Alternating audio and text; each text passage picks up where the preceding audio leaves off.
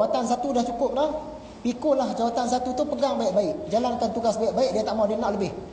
Menyebabkan dia tak mampu. Dah tak mampu nak juga, tak mampu nak juga.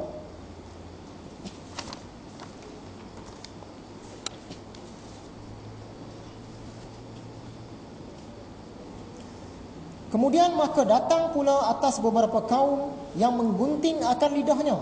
Jumpa pula Nabi Muhammad tadi dengan satu golongan manusia gunting lidah.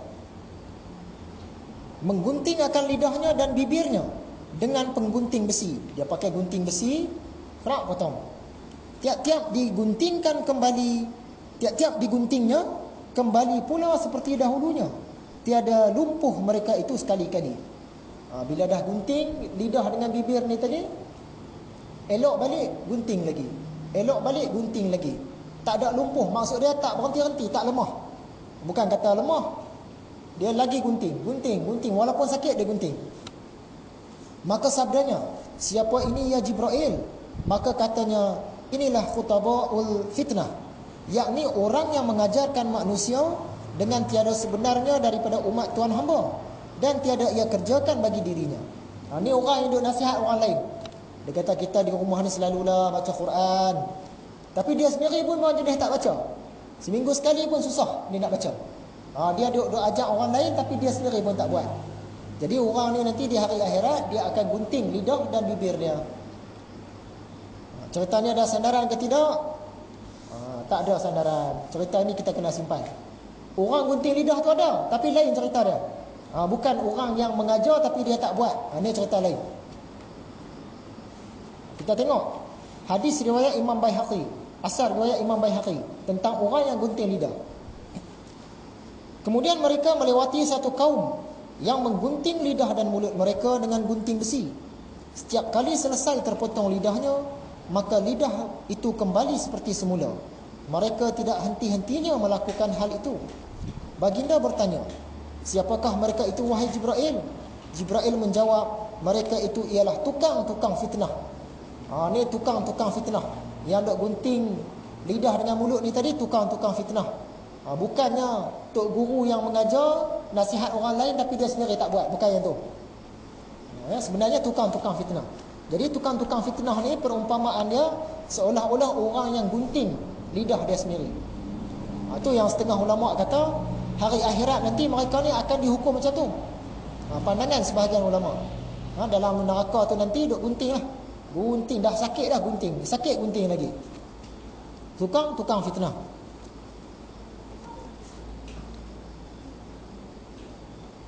Hadirin yang dirahmati Allah sekalian,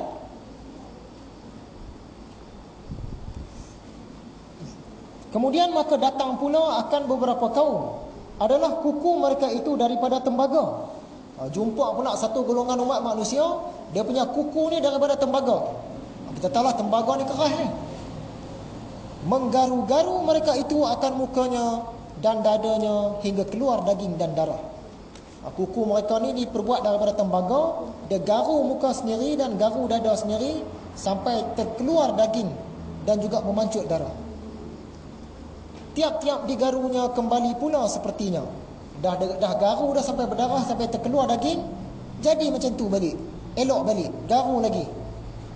Ni orang-orang yang gatal. Maka sabdanya, siapa mereka itu ya Jibril? Maka katanya, inilah mereka yang memakan akan daging manusia. Makan daging manusia ni bukan makan daging manusia betul. Makan daging manusia dengan mengumpat dan menjatuh pada kemaluan manusia.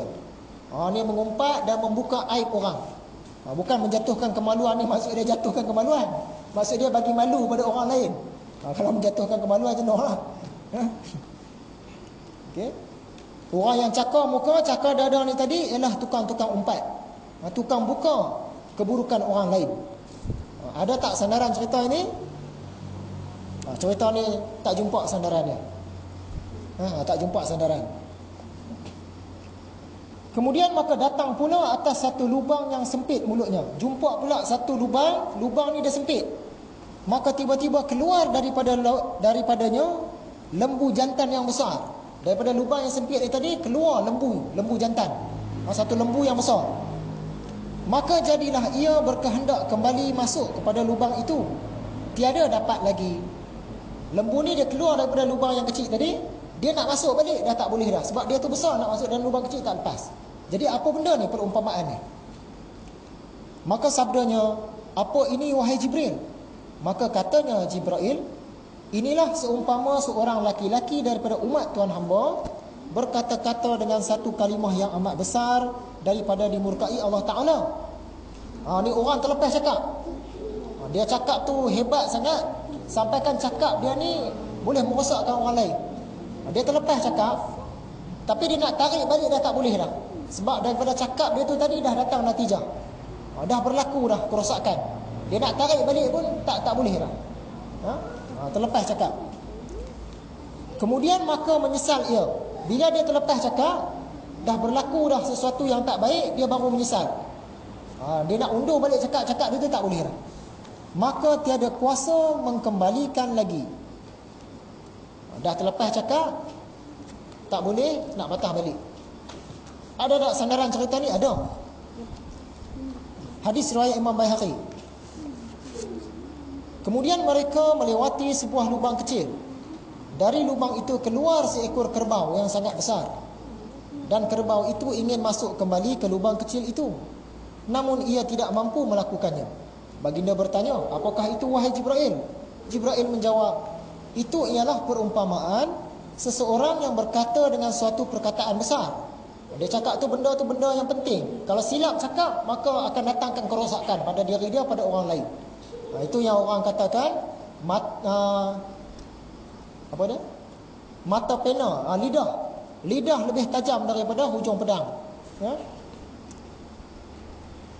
Perumpamaan seseorang yang berkata dengan suatu perkataan besar, akhirnya dia menyesal dan dia tidak mampu menarik balik percakapannya itu. Dia nak tarik balik dah tak boleh, dah jadi rosak dah.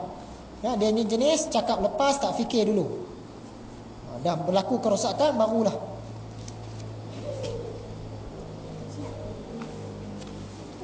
Maka antara adalah berjalan-jalan, tiba-tiba diseru oleh orang yang menyeru pada pihak kanannya dengan katanya, hai Muhammad, nanti akan aku berkehendak bertanya akan dikau.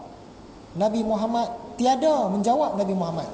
Okey, lepas jumpa dengan kaum ni tadi, jumpa dengan cerita lembu ni tadi, Nabi Muhammad terdengar pula ada satu suara panggil dia. Dia kata, Muhammad, tunggu sekejap, aku nak tanya ni. Tapi Nabi Muhammad tak jawab. Okey, apa dia tu? Kemudian maka sabdanya, apa ini Jibril? Maka katanya, inilah seruan Yahudi. Adapun jika Tuhan hamba jawab akan dia, nescaya banyak umat Tuhan hamba jadi Yahudi. Yang dia dengar tadi tu seruan Yahudi, perumpamaan. Kalau Nabi Muhammad menoleh, Nabi Muhammad jawab ya, maka umat Islam hari ini ramailah akan ikut jejak langkah Yahudi.